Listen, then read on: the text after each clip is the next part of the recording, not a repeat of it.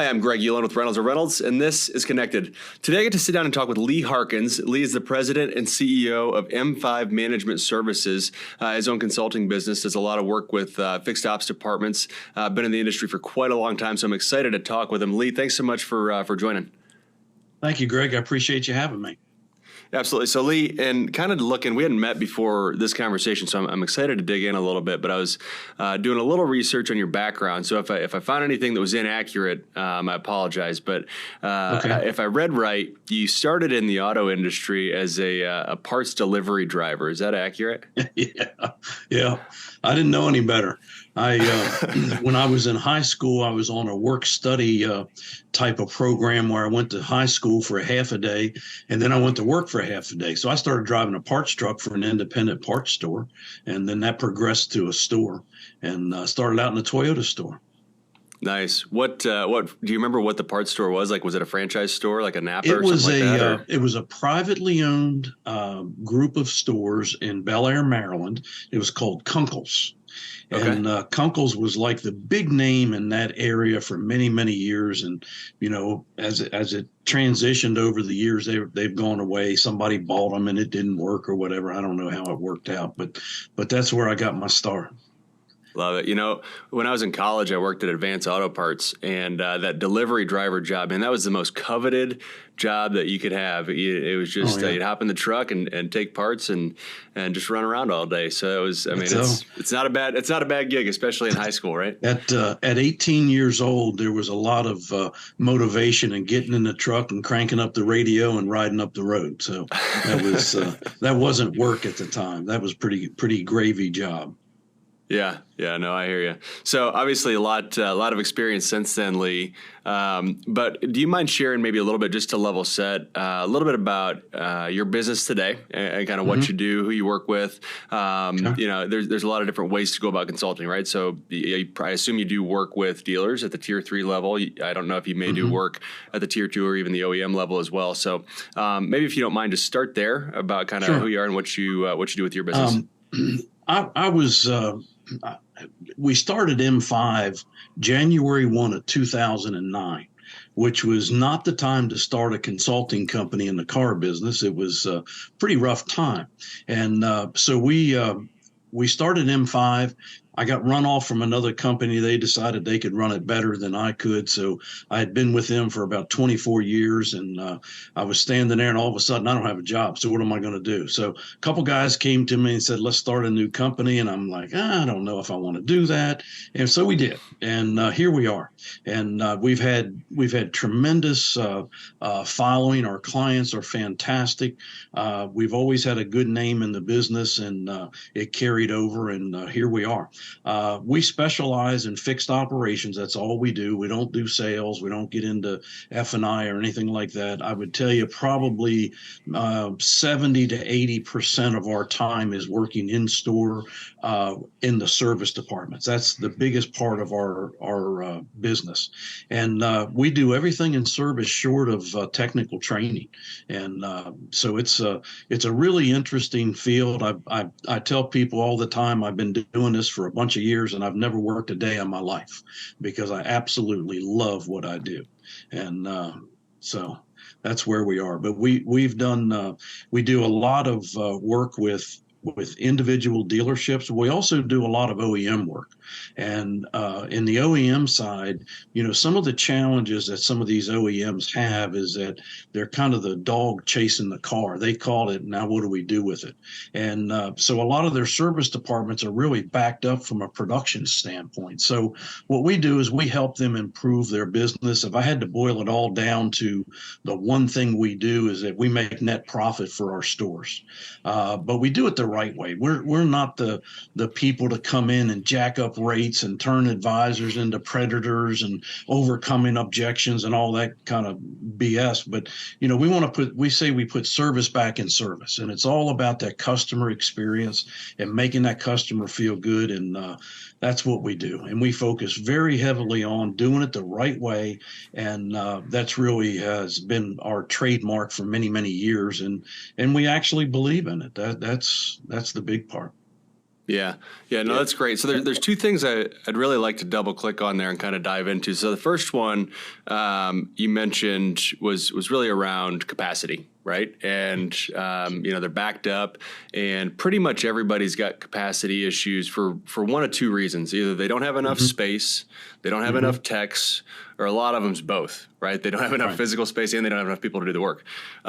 So what are you seeing as maybe common issues and or common fixes, if there are any that you see come up time and time again, to those capacity issues? Any low-hanging fruit that you typically go after first?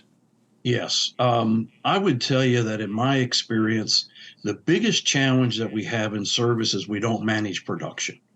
Now, the test I give managers is if the manager is waiting to the last day of the pay period to go sit in their office for 2 hours to calculate production and calculate everybody's paychecks, they're not managing production, not to the point that we recommend. What we like to do is we want to make every day a victory. And, there's a lot of methodology that goes along with it, but every day's got to be a victory. So what do we have to do? What does the victory look like? Number one, when we achieve the victory, once we define it, how do we have our people spike the ball in the end zone and do an end zone dance? All right. What is that number? Now, if you don't have that number, then we're all just wondering generalities, and we're out there hoping and praying that we're going to produce enough hours to get the customer served. And that's probably the biggest thing that I see. That's number one. Number two thing that I see is that it is so difficult in a lot of these stores for technicians to produce hours. We're not looking at that technician from the standpoint of what is causing that technician downtime. And we've isolated, there's about 21, 22 different biggest draws of that downtime that we've isolated. And what we do is we work with our clients in developing customized plans to improve their production. The thing that makes us a little bit different in our company is that we don't have an M5 way of doing anything. Obviously there's common denominators, there's small things that you have to do, and the common things, and they need to be done. But there's only about 10 things that I would ever stand in front of a manager and say, you must do. And the one of them is manage the production, number one, but number two, manage that downtime. Because I can prove in a number of stores that I've worked with over the years that we can get somewhere between 5 to 10% increase in production just by addressing their downtime. And the downtime is when that technician is not in the bay turning wrenches. And it's an abuse. If you walk through a service department, you hear the service advisor paging the top producing technician to come to the service lane. And if you really study it, excuse me, they're going to the service lane because they can't find the keys to a car. Well, that's just crazy. But it comes down to focus. It's making the most important element of our business, that production, important to them. That's what I see. Yeah, no, it makes complete sense. I mean, you have all you're selling is hours, right? We're selling parts, but I mean, at the end of the day, you're selling hours. And if you have, just keep the math simple so it works in my head as I'm talking out loud, because, public math is always a danger. But, if you have 10 bays, right, and you got 10 hours each day, you got 100 hours to sell. And if there's a car that's sitting, on a lift and isn't being worked on, that's time that's not going to be sold. It just isn't. That's right. So how do you keep, and if you focus on, obviously the tech's the one that has to do the work, but if you can focus on that car and keeping work moving on that car, so it's not sitting there taking up space, that's when it seems like you get those big gains. If you can just keep those cars moving through the process and then get them in, get the work done, get them out and get the next one on the lift and go from there. It's amazing how many minutes you can pick up throughout the course of a day. Right. And every one of those minutes is net profit. So if a technician is out of the bay for 6 minutes, that's a tenth of an hour. Now, if we can take that 6/10 and turn it into a tenth of an hour. The gross profit on that tenth of an hour is net profit, and now we're off to the races. There's no sweeter words that a retailer can hear in their business other than net profit, and that's what we specialize in. But we focus on net profit, but most importantly, we build it off of a foundation of customer retention. It is all about keeping that customer coming back. And I ask managers all the time when I do live stand-up workshops, I say, okay, I got two tickets in my hand. One's got 7,000 on it, and one's got 70,000 on it. Which ticket you want? Hands down, we always go to the 70. And of course, the logic is, well, how do you get them to 70? How do you keep them coming back? How do you get that person back? We earn it every time we step up with that client eyeball to eyeball. We're either going to earn it or we're going to lose it. It's that simple. So retention is a huge part of it. Yeah.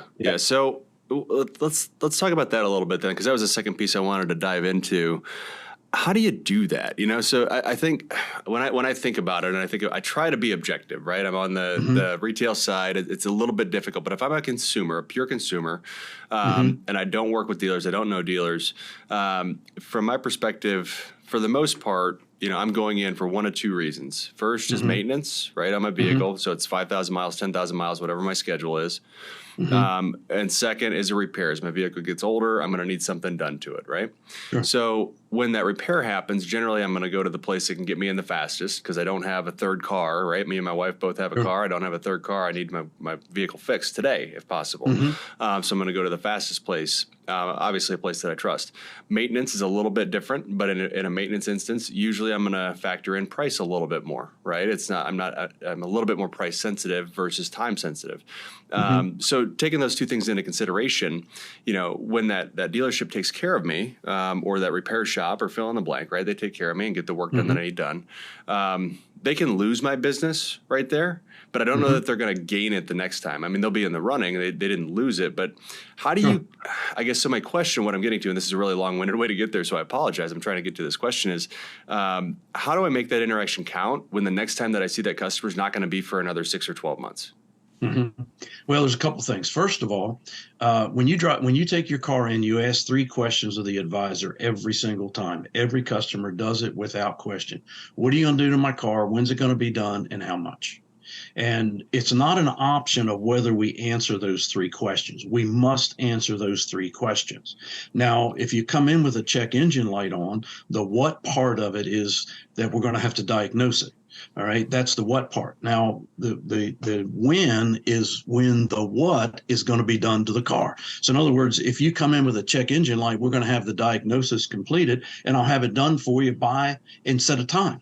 If we don't set an expectation for that customer, then they set the expectation themselves, and usually that's a direct opposite of what our thoughts are.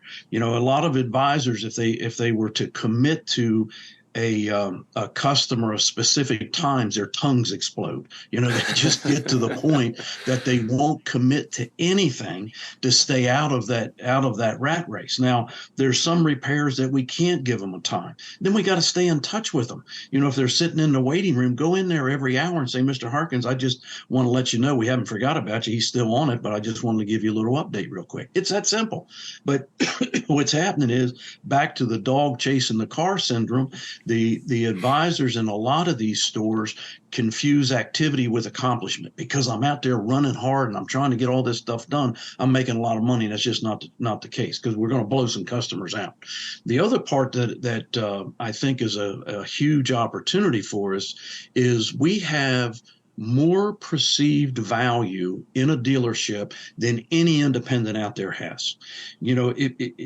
If you think about the consumer, consumers will pay, as an average, in my belief, 15% more for a convenient transaction.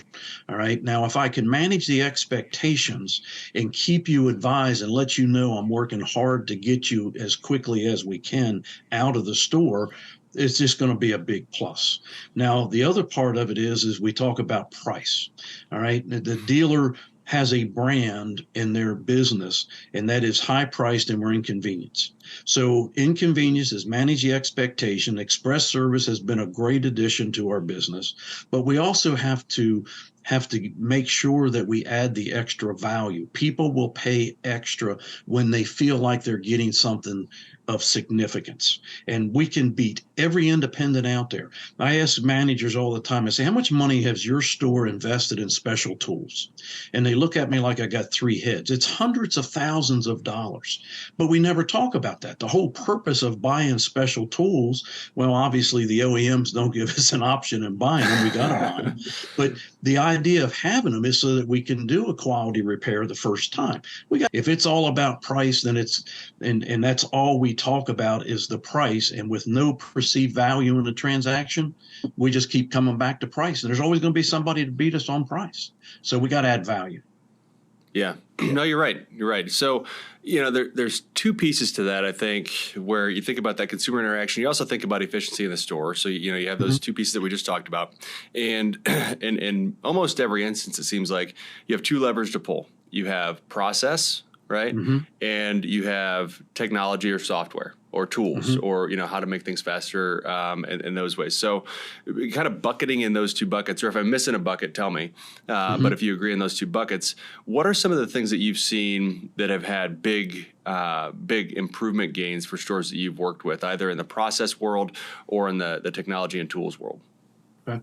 Well, both of them have had a big impact. Let's go with process first.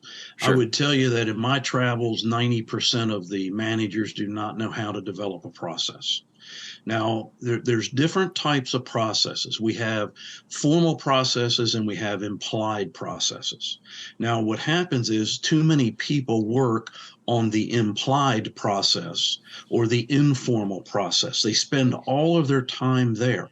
The biggest impact, I believe that a formal process is nothing more than a roadmap to our success, number one. Number two, it always gives us a fallback position as a business to do our remedial training when we need to do it. If you see somebody stepping out of line and not doing a walk around or not using the iPad correctly, we always have the opportunity to pull them into the classroom, sit down, pull out the process. Let's go to step 4. Let's talk about a step 4. Let's make sure that we're completing it. We always have that fallback position. Plus, we have something to measure them to. Now, if an employee is not doing what we ask them to do, the typical excuse is nobody ever told me that. Well, we eliminate all of that with formal processes. And we got to have a formal process for just about everything we do. One of the biggest formal processes that we write is what I call the interactive process. It's the key to key process, and everything that happens during that key to key. So that's huge. Now, let's talk about technology. Technology in our business right now has been just over the top from a benefit standpoint to the stores. I applaud you all for the advancements that you've done here, and I applaud you for the things that you have in consideration. But they're not going to be as effective without the formal processes to support it. And one of the greatest things that I see about tablets is that we can formalize that interactive process and bring it to a conscious level on the part of the advisor. Did you present a menu? Click yes. All right. That's a conscious thing.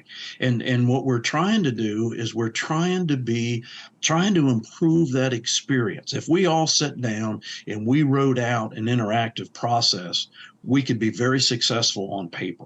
But now the execution is the opportunity, and it's holding them accountable. And you know what?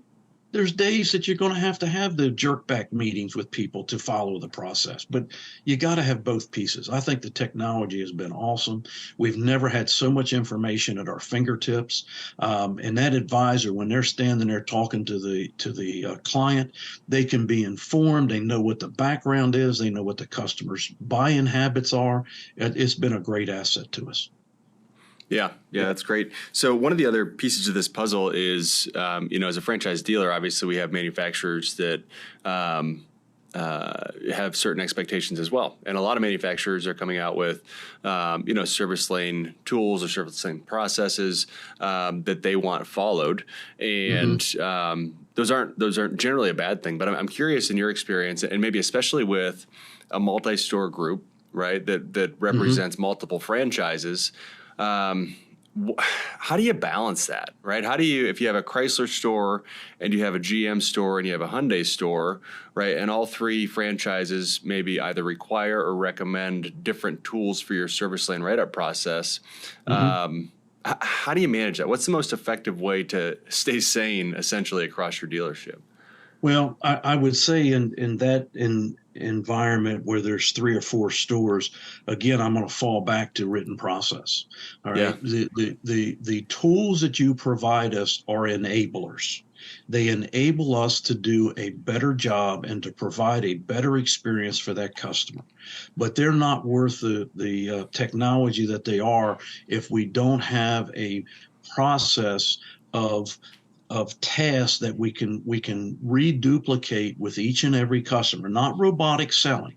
There's nothing worse than being a robot out there, but it's taking that experience, that customer coming in, and first of all, friendly meeting and greeting. Every sales process out there starts out with a big old smile, welcome to our store, and an opening. That's got to be planned. It's got to be rehearsed, and it's got to be consistent with each and every customer. Not the same thing that we get to the point where we're robotic, but to the point that hey, friendly meeting and greeting may be different for each person that you meet. And that's the best of all the above, because you're coming across a heck of a lot more sincere when you do that. So that's my thinking. No, that's great. That's great. And so as we think about going forward too, you mentioned earlier convenience a decent amount. And what at least I've seen in talking with, a decent amount of dealers across the country is we're seeing more and more opportunities to provide convenience for consumers by not forcing them to stay in the store. Right. You think about the process of just a service process, right? When somebody sets an appointment, they're probably going to do it on their phone or on the website. Right. And then when they drop their car off, they might need to be to work at 8 o'clock. So they can't wait until 7:30 to drop their car off. They might have to drop it off at 7. So do you have, an opportunity for them to do that? And then once that vehicle's up on the lift, they're going to want to understand the work that needs to be done, right? They're going to want to know, they're going to want to see pictures and videos, but they're off at work. They're going to want to be able to approve work remotely so that you're not playing phone tag for 4 hours and then you're not getting the vehicle done until 6 o'clock. There's all these pieces to the puzzle, and even payments and pick up after hours after they've picked their kids up and, taking them to soccer practice and done dinner and all that stuff. So there's all these pieces to the puzzle where the work typically is being done in the store, but the consumer, the customer, isn't necessarily there. Are you seeing a shift there? And how do you adapt? How do you see dealers adapting those processes to incorporate that convenience level of a customer not physically being there? Right. So there's a couple things about convenience. Convenience is all about making it easy for the consumer. Now, if you look in our lives right now, there is more big box malls going out of business than they are being built, right? Because it's not convenient. It's not convenient for me to go down to the big box mall, park a mile away during the Christmas rush, walk a mile to get to the store, walk another half a mile to go to the store, and go. That's not convenient anymore. The most convenient thing, obviously, is Amazon, because Amazon's changed everything in our lives. So what's happening, instead of the big box stores, they're building strip malls. You can pull in front, you can walk in, you can get what you want, get back out, you're done, no harm, no foul. Amazon, you can do it 24/7, 365, whenever you want. And they make it 10 times easier for us. And what we've got to do in our business is to try and duplicate. And as I had a retailer tell me one time, he says, Lee, when you can't come up with the ideas yourself, go steal them. All right. So we got to steal some ideas. So how can we be more convenient for the store? We have to continue to evolve. And how can we be more convenient to our clients where we're not losing them to the independents? And, obviously I've done a lot of work with different stores around the country. And one of the hottest topics right now is mobile service. That is a huge conversation. Yeah. So let's dig into that, because, I hear a lot of success stories. I hear a lot of stop and starts, and there doesn't really seem to be a middle ground. Either it works or it doesn't. So, when it works, some things that I've seen, and I'm really curious what you've seen, typically it's market based. right? Typically, it's a decent weather climate. Typically, it's a mid-market, right? So not a huge city, not a small town, more of a mid-sized city, a bigger small city or a mid-sized city, and typically it's going to be well, I shouldn't say typically. I would say more than half are higher line stores. So I don't know. Do you see any trends there? Does that align with what you've seen, or is it kind of hit or miss with what you've seen too? Well, here's what I will tell you. I've been involved with several OEMs in mobile service. Yeah. And in one particular case, I was asked to take a look at some of their printed material on implementing mobile service. So I got a lot of background in it, both from that standpoint and also from a client standpoint. I will tell you that of the 10 things that I would say to a retailer they must do, they got to look at mobile service. Mobile service to me is a game changer. All right. I'm really excited about mobile service. The stores that have done it, that really get after it and get aggressive with it, have been successful for the most part. Now, to your point, there is some that have tried it and then they put their foot on the accelerator, they backed off. It's really about making a commitment. Now, what I've seen in my travels is that the ones that are putting their foot on the brake or on the accelerator, they're trying to do too much too quick. All right. Now, what happens in a lot of stores is that we have to make the financial statement or our monthly report card look good. Okay. So what happens is that's what we're about. So what's happened over the period is a lot of people run out there and say, okay, we're going to get going and let's just go. Well, that's good and bad. It's dependent on how strong-willed the people are that are running it. Okay. Again, we come back to one of the things that we talked about earlier is a process. All right. How do we do this? How do you staff it? If you start throwing a bunch of people at it, there was one process that I read. They put 2 people in the van, 2 more people in the store, along with a person or 2 in the BDC. That's overkill. All right. There's no reason to jump into it and go crazy in the beginning. Do something small. Get your van, get it set up.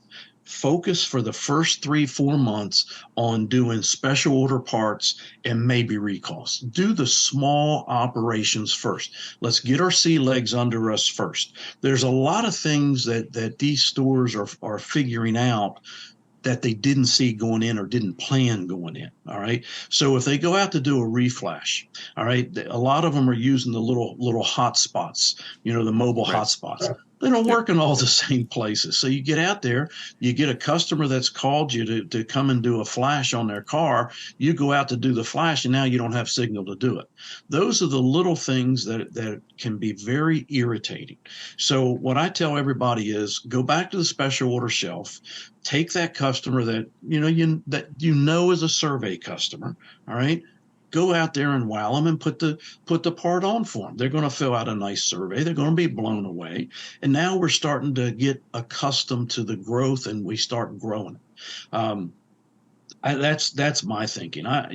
Too many people try to be everything to everybody starting out. You can't do that in mobile service. But I tell you, I really believe that mobile service is going to be our future. If you Google mobile service, there's already a number of independents that are in it. A lot of these guys have used the Uber style of scheduling and the Uber style of booking, and the independents, that is, and they're doing very well with it. There's a number of very large companies out there. One of the large public companies just bought one of them here, 6 months ago. So that tells you that there's somebody sitting there going, this makes sense. So I tell all my clients, you got to get in it. It's a must. So are there any types of work or maybe specific jobs that shouldn't be done in a mobile environment? I think about the difference between the examples you gave are great, right? You have special order parts, so the car was already in the shop probably, right? You diagnose the problem. It's a sensor, whatever, camshaft sensor's bad, whatever it is. That's a pretty easy fix in a driveway or in a parking lot, right? Sure. But transmission fluid flush and a filter change, not as easy in a parking lot or in in a garage. So, is there certain types of work that you should stay away from?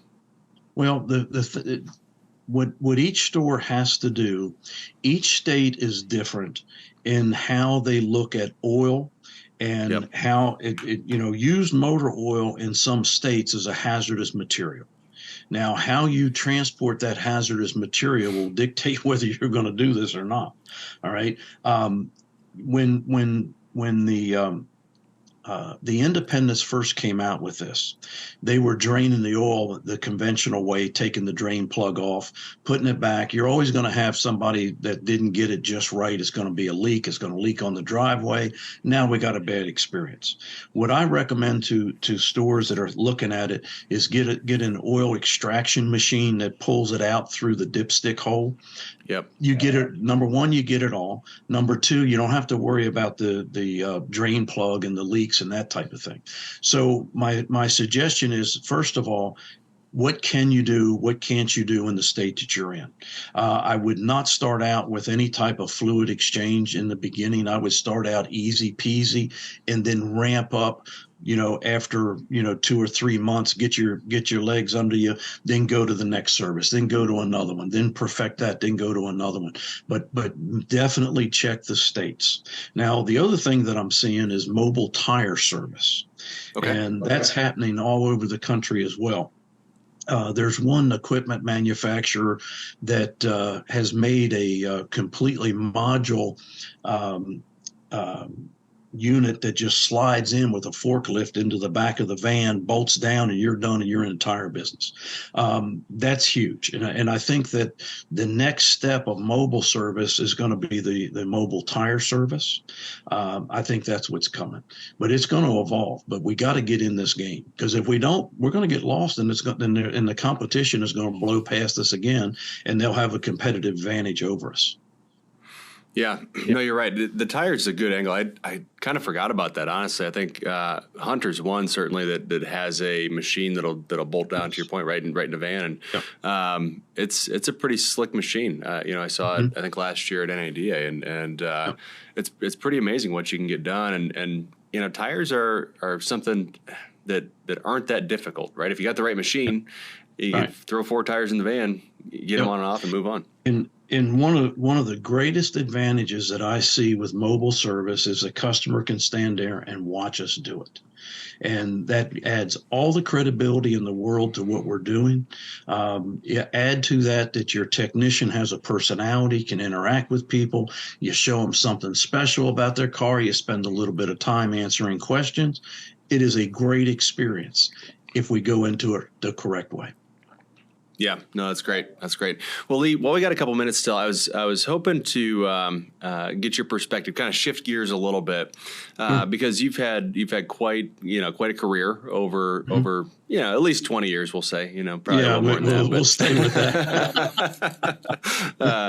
But no, I mean, quite a career doing a lot of different things. So I'm curious from your perspective. You mentioned you started your own consulting company in 2009, which difficult time to start serving car dealers, certainly. But what has your transition looked like, right? So there's a lot of people out there that they're doing great work and love what they do with a dealership, or maybe they're at a parts store, who knows, right? But how has that transition went for you, going from working in the store to being a consultant for another company to having your own consulting business? Were there any hiccups or bumps in the road that maybe others could learn from it all? The one thing I would tell you that we preach to our staff is that if you think about consulting, when we go into a store, a lot of people get really nervous because they're going to tell them about this and they're going to tell them about that. All right. We try not to do that. Number one. Number two, we try to develop systems and processes for their people to operate. Okay. It makes no sense to put 1,000 horsepower motor in a chassis that can only handle 200 horsepower, right? So we try to customize everything we do specifically to the staff, to the market, to the dealer, to their philosophy and how they run their business. That has not changed a lot over the years. What has changed, though, is the expectations of the retailers and the dealers out there, in that they want more coming from fixed. And so we've had to, focus very heavily on coming up with new ways and processes to help serve our clients.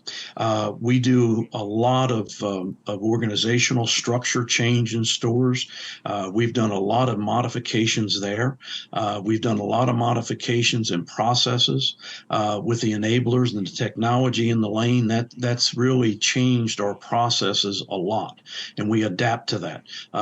We use all of them. We can use all of them, and we can maximize all of them. And it's kind of a challenge for our staff, because they work with several different each week, right? So they may be in one store that's got a different system than the next store. But we try extremely hard to stay current on the things that y'all provide. We're students of the business, number one. We want to study what everybody's doing and see if we can help our clients get better in those areas. And that's what we do. But over the years, we've always, the one thing that we stress to our people when they're in the store is outwork every single vendor that dealer has ever come in contact with. And that's what we do. And we outwork them. If it means staying till 10 o'clock at night, don't have an issue, coming in early, putting more emphasis on certain areas, whatever it takes. That's what we do. Yeah.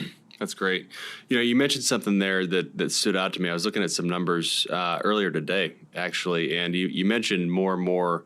I don't remember the word you used, so I apologize. But basically, more pressure being put on fixed operations departments to carry more of the workload, right? And we're coming out of this. Yeah, and it really is. We're coming out of this, kind of 2-3 year stretch where margins on the front end were really, really good. But this year, 2023, we're seeing that kind of come back to reality, right? Volumes going up a little bit, margins are coming back down. And then the numbers that I looked at, so December of 21, fixed ops was only accounting for about 28% of the overall gross profit for a dealership. In August of this year, that was up to 42%. That's a big shift, right? In gross profit responsibility in a very short amount of time. So that pressure is just going to keep building, I think. Right.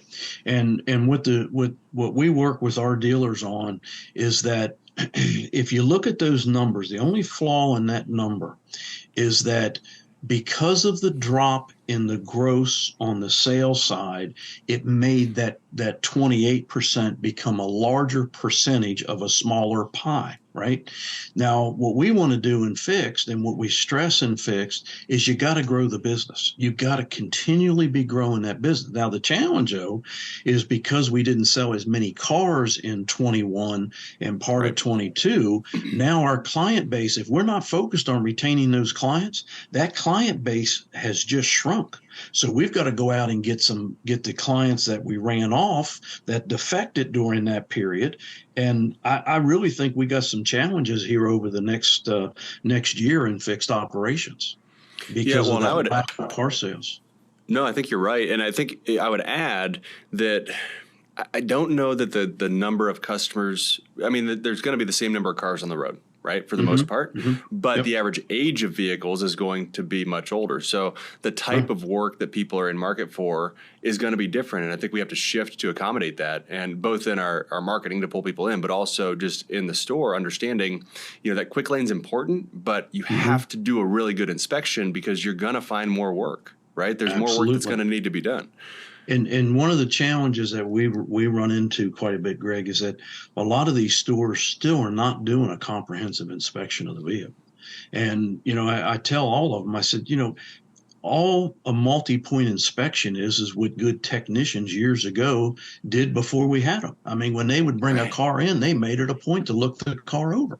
And so I see the multi-points as being an effective selling tool in that, we're selling and we're setting up the next visit the next sale by going over those brake measurements and the tire measurements, but being consistent doing that.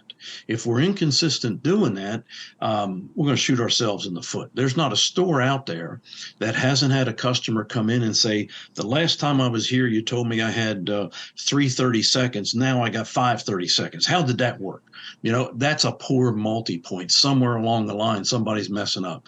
But again, comes back to the first thing we talk about: process. Yep. I tell them all, every little box on that inspection sheet needs a process written for it. Well, that's a lot of work, but it still needs to be done. And both from a marketing tool and merchandising tool, but also from a liability standpoint, because there's a bunch of stores around the country got themselves into some pretty tough pickles because of their inconsistency doing multi-points. Yep, you're absolutely right. Well, Lee, I could probably talk to you for the next 5 or 6 hours here, but I want to be respectful of your time. Anything else it's been a fun conversation. I really do appreciate it. But anything that we haven't touched on that you want to? Anything else you want to dig into? No, I just think that right now is a tremendous time for these stores to really look at that technician downtime, because if we can increase our production, that will eliminate our dependency on adding additional techs. So if we could increase, if a store's doing 2,500 hours a month and we could increase our production by 10%, that's roughly the equivalent of at least a technician, and in some cases a little bit more. And so we can eliminate a lot of our dependency on going out and hiring new techs by really studying and looking at, with wide open eyes. A lot of these managers can't see the forest for the trees because they're in it every day. But Sure. Step back and just take the time as a manager and step back and take a look at what's going on in the store. Take a look at that downtime. Why is that technician leaving the bay? What are they doing? Now, the key to this is to process out of the equation their downtime. So, one of the ones that comes up quite often is parts. Well, there's all kinds of things that we can do from the parts department. We can deliver parts. We can put parts consignments, cabinets in the bays. There's a lot of ways to correct that.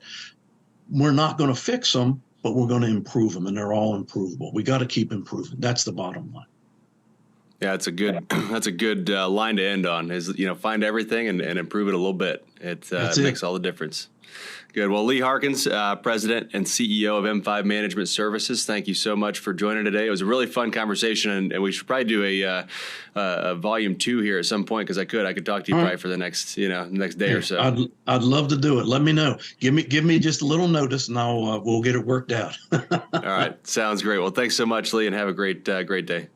Greg, thank you very much for having me. I appreciate the time.